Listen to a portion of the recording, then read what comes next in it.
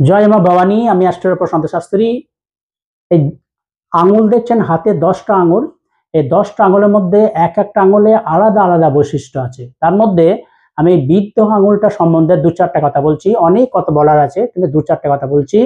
এই বৃদ্ধ আঙুল যাদের সোজা এরকম সামান্য বিকে আছে, এরকম বেঁকা না, এরকম টেট সোজা, তারা নিজের ভালো ছাড়া অপরের কারো ভালো বোঝে না।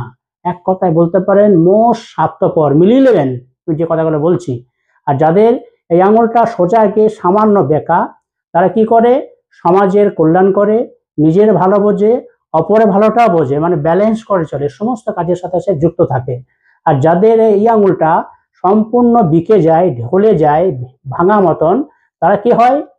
সবসময় অপরের ওপর নির্ভরশীল।